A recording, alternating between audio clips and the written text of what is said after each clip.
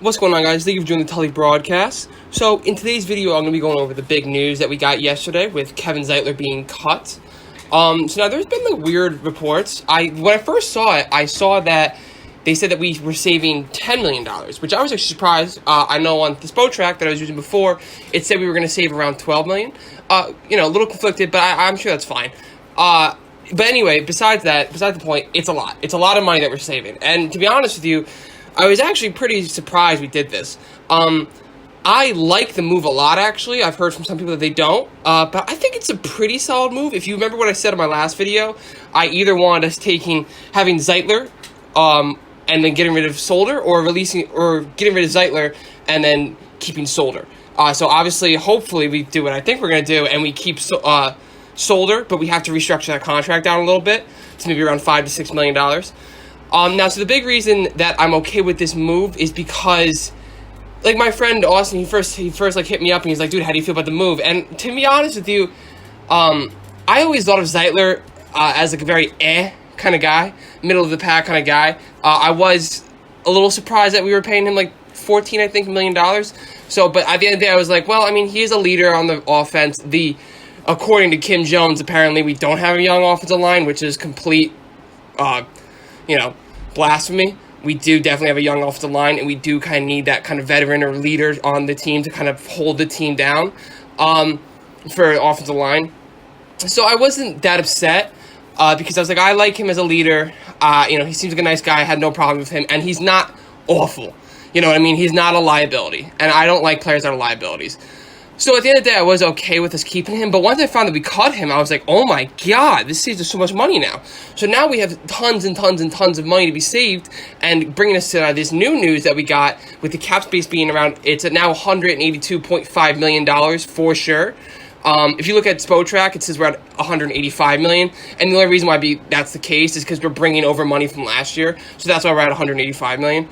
But yeah, so now we're at $185 million, and this is big for us because we needed to save a lot more money so we can get a guy, as I'm going to go into it, and I mentioned before, like Kenny Golladay. So, I saw an article today saying that Kenny, I think it was written by Dan Garzano, something like that. He wrote an article of, like, the top free agencies. I think it was maybe, like, the top 10 free agencies signing people. And he was saying that maybe Kenny Galladay's the number 5 in his opinion. And he gave the 3 teams that are pretty interested in Kenny Golladay, which I was actually surprised by the third. I thought that Miami was a big one, but he did not mention Miami. So he says the Colts, and that he would say that we would offer the Colts, or that the Colts would offer Kenny Golladay 3 years, $60 million, and have 28 of that guaranteed. And then he says that the Giants would offer 4 years, $60 million, 30 of that's guaranteed. So I actually like the sound of that a lot, because that would average around $15 million a year, which is totally fine with me. I think that's completely fine.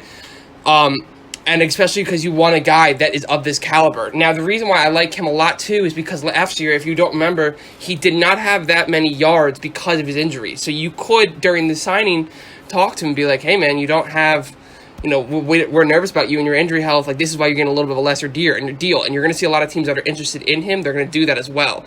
So that's that. And then they said the Patriots, he said they would give him 5 years, $105 million, with $50 million of that guaranteed. And then he ultimately said that he would go to the Patriots because they give him more guaranteed. Now, we have to remember, too, this is all hypothetical. This is completely all hypothetical. We don't know how true this is. None of this has really came out. But what is not hypothetical is the Giants are supposedly very interested. This is not a surprise to me at all, and really it shouldn't be a surprise to anyone in general, because if you remember last year before the trade deadline, which is like around mid-November, we were very interested in getting Kenny Golladay, and we were offering some trade for Kenny Golladay. And now that he's not on a franchise tag, this is going to be huge, because now we can maybe snag him. It depends. We really have to see what happens. I would love to. Like I've said before, I'll say it 1,000 times again. And there's a lot of people that are on my side. If we can get a guy like Kenny Golladay, that opens up our 11th pick 100%. So we can maybe, if we have our number 1 wide receiver, just think about this. I want everyone that's listening right now to close your eyes. Right now, right? We have Kenny Golladay as our number one wide receiver on the outside. Then we have Darius Slayton as our number 2 on the outside, no longer being double-teamed. And then in the slot, we have Sterling Shepard, no longer being double-teamed. How nice does that sound? How calming does that sound? And then we have, I don't want to say his name, but that guy that plays tight end, the gross man. We have him as well. Maybe he gets opened up. I don't know. The guy can't catch the ball, so it's not even like, it wasn't even like he wasn't getting open. He just can't catch. So there's that. And then we have Saquon Barkley back. So that completely opens your entire offense up. Now you're fine. You really don't necessarily need to get that wide receiver at 11. You can go somewhere else, like pray to God that Micah Parsons maybe falls to us, or maybe if Rashawn Slater falls to us, we can go there.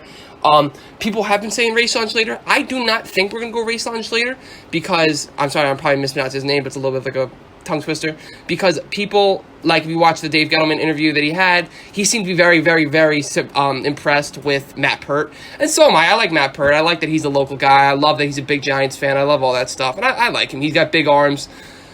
So he seems to be like impressed with him. Now, I mean, they've said this before. I mean, like sometimes I don't really take what Dave Gettleman says to face value. I'm not saying that I'm mad about that, but he said that there was no way in hell they're going to trade Odell Beckham. A couple weeks later, they traded Odell Beckham. I actually agree with that trade. I thought it was a good trade. I'm not saying I'm mad at him for kind of lying to us in a way, but I'm just saying take it as it is. I mean, it's not for sure that he likes Matt Pert, so we're not going to take Rashawn Slater or a potential offensive tackle. So there's that. Also in the Dan Garzano, I'm sorry if I'm pronouncing his name wrong. I probably am, if not for sure am. He has us actually signing Bud Dupree, which I am very surprised about how we're going to do this, and if we would even be interested in doing this.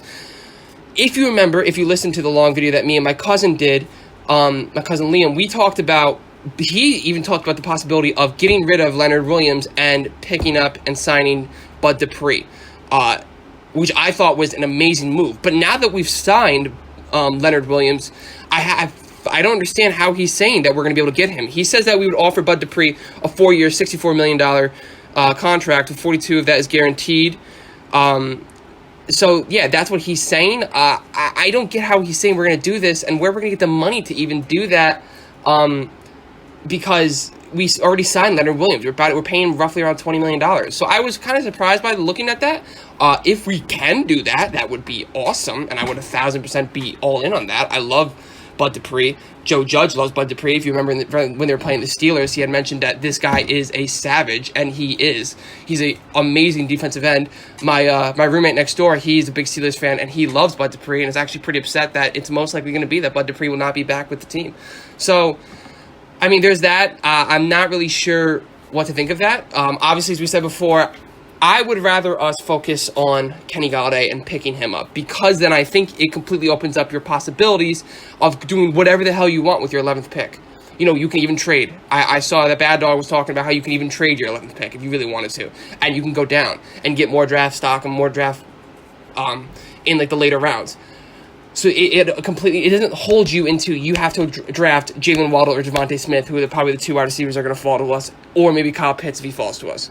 So that's why I really like this idea. We're going to have to see what happens in the future. I also really hope that we do restructure Nate Solder's deal.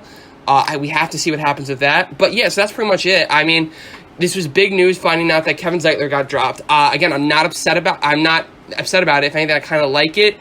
He's very right guard, and it's not a big deal to me. Now I am kind of interested in what we do with the right guard situation. I was talking to my cousin, and he says that he thinks he's got a guy in mind for the later rounds. I've heard some people throw out a guy named Creed Humphrey, who's I think a center for Oklahoma, if I'm not mistaken, which would be pretty cool. The reason why some people are like, wait, why would you draft a center? Nick Gates is probably our most reliable, proven lineman.